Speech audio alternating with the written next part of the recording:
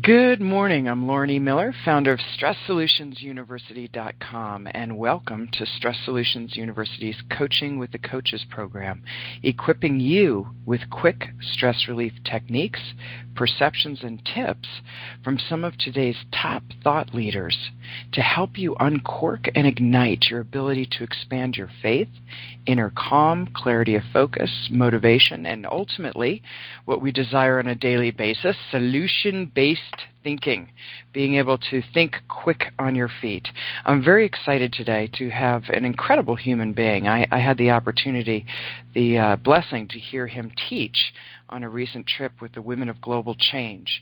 And we have Meir Ezra today. And Meir is an international entrepreneur with multi-million-dollar businesses and clients in the U.S., Canada, Israel, Italy, Colombia, Russia, India, China, Romania, Dominican Republic, South Africa, Germany, Czech Republic, Turkey, and many others. And his story is very, very fascinating. And being a second-degree black belt in Taekwondo and understanding the training for any excellent skill in life, I was very intrigued by the fact that he's a high-ranking submarine diver in the Israeli Israeli Navy, to the creation of Time Maker, a software program that has revolutionized how thousands of businesses manage their communication. As a part of this drive to make a difference in people's lives, Meir has been involved in working with high-level government officials on projects related to education and business development. He was also a regular guest on the Odeda show, the Oprah of Israel, and would speak on topics ranging from business to parenting. He has consulted companies such as BP, British Petroleum, Motorola, IBM, and loves working with entrepreneurs and business owners. His most recent company, Guaranteed Prosperity, is a training, coaching, and implementation company that helps its clients succeed beyond their wildest dreams. Meir has shared the stage with dozens of top speakers from around the globe and is known as the Guru's Coach. Active in many personal activities, as I mentioned before, such as karate, motorcycling, and kite surfing.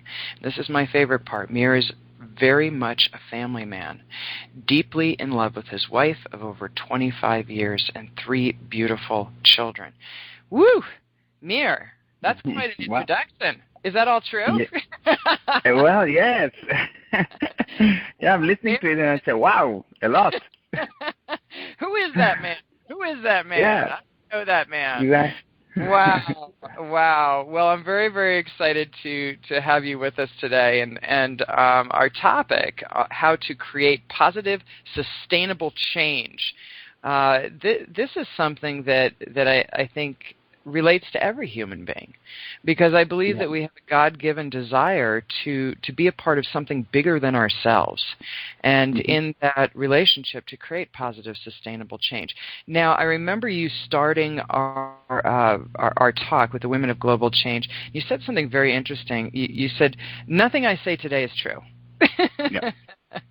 So can you expand on that and how that relates to creating positive, sustainable change? And I have to preface that with saying I love your love for words and understanding the meaning behind the words we use to define our experience of reality in life and how powerful that is.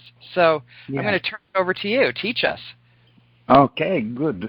So I think the first thing we need to understand about change is that man is basically good. And it can be proven very easily that man is basically good, because when you do something bad, you hide it, and you are the worst judge on you.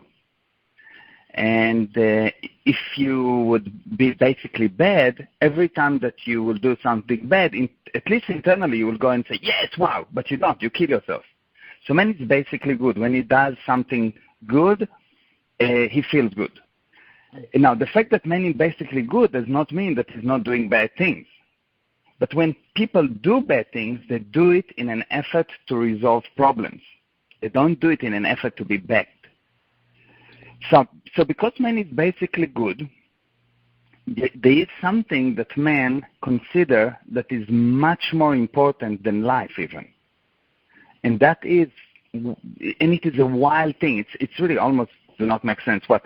Something more important than life? Yes. And this thing is the effort to be right. No one ever say that he is wrong.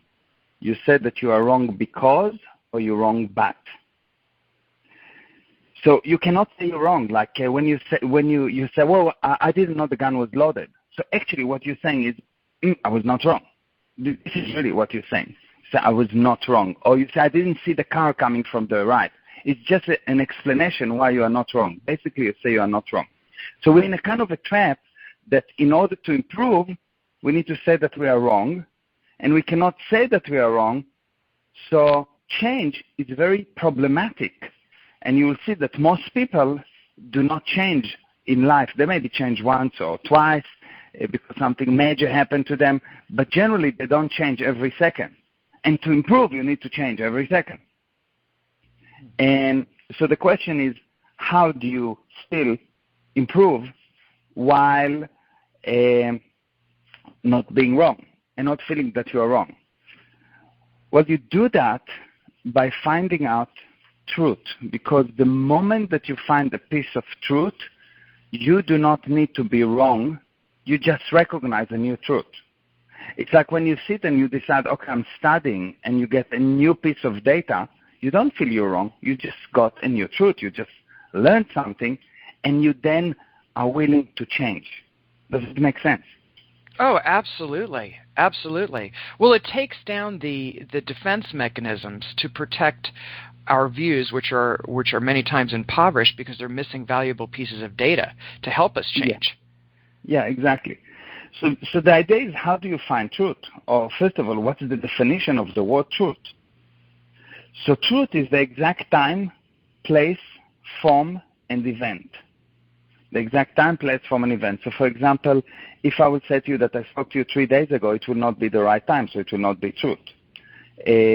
If I tell you we talked today in LA, not truth, I'm in Clearwater, Florida.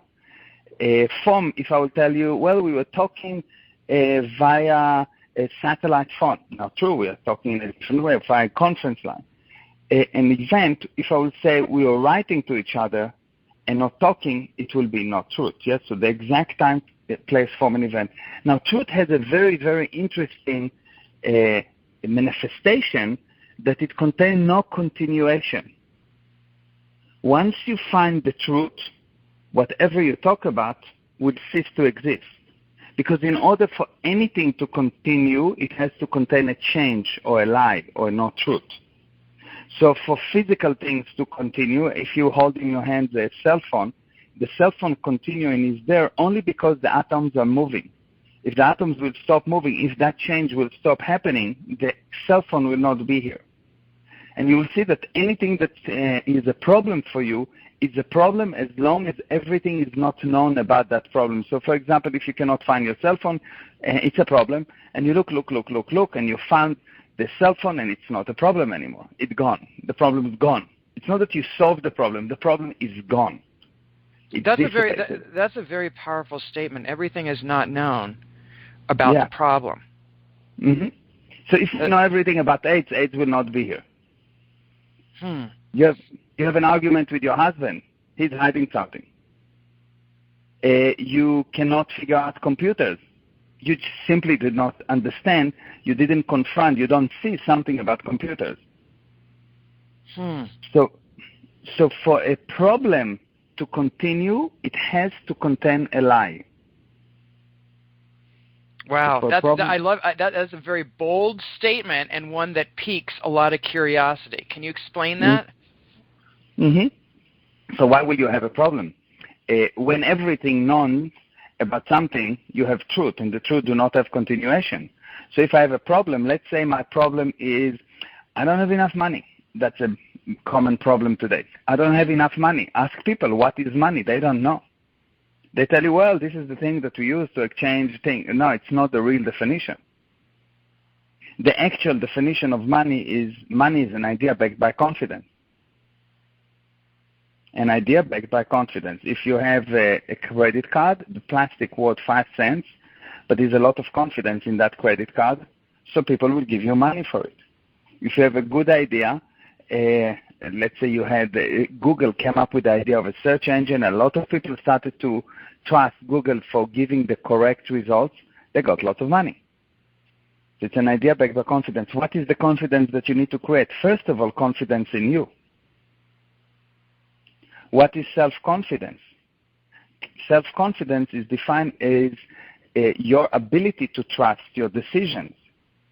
If you don't know how to trust your decisions, you will not have self-confidence. If you don't have self-confidence, you will not have money. Once you have self-confidence, you'll see that money just comes to you. You don't. Donald Trump do not work on making money. He just have money. Money just come to him. Your ability to trust your decisions. Yeah, exactly. That then fuels the idea backed by confidence, which we label that experience as money. That's correct. And money, by the way, you don't make. The government make money. People have money. So if you try to make money, you will definitely not make money.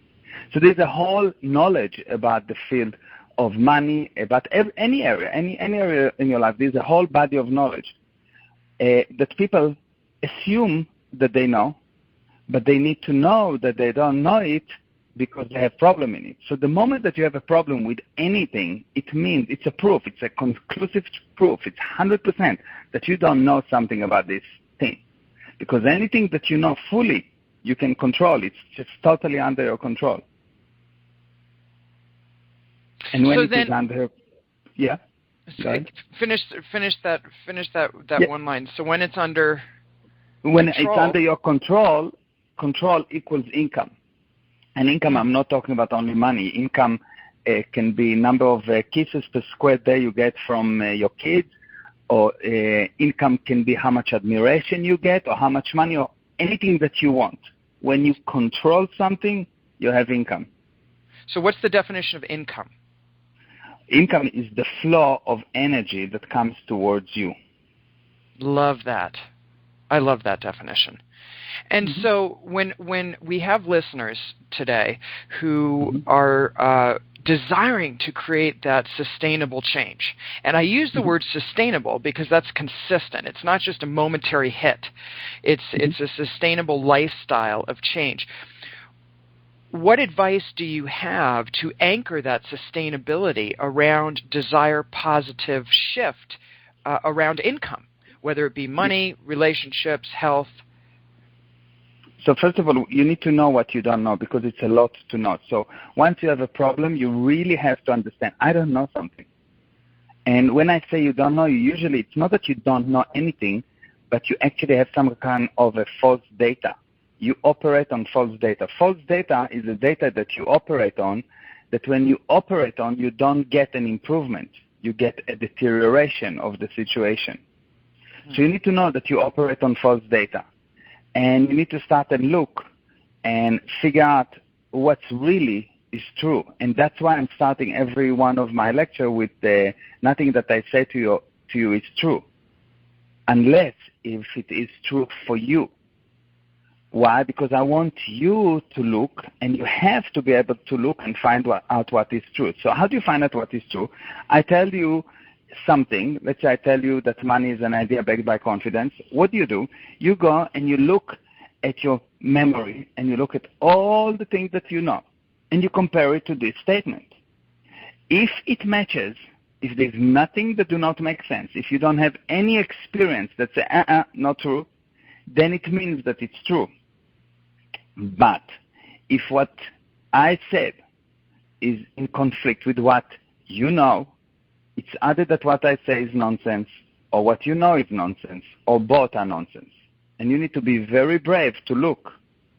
And when something do not make sense, to stop and say, okay, I don't know.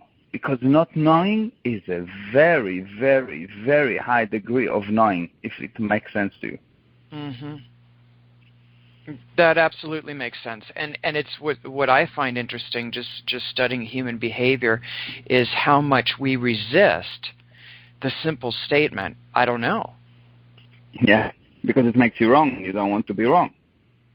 You just don't want to be wrong. So you will kill yourself. You'll make yourself funny and stupid and whatever, as long as you are not wrong. And if you do find yourself that you have to say that you are wrong, you will find an explanation or an excuse or a justification to why you are not really wrong. I mean, you were wrong, but you are not. And that's the backpedaling antics that often surround our sense of position in life. They need to be right, liked, and understood. So Meir, when getting back to the money aspect, because I feel that this is a huge piece of information in life that causes a lot of undue stress.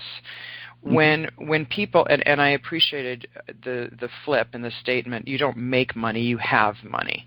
And so having that idea backed by confidence, what advice do you have for the person that would push back on that and say, no, I only have $10 in my bank, and I'm having a hard time paying my bills. That place of victimization.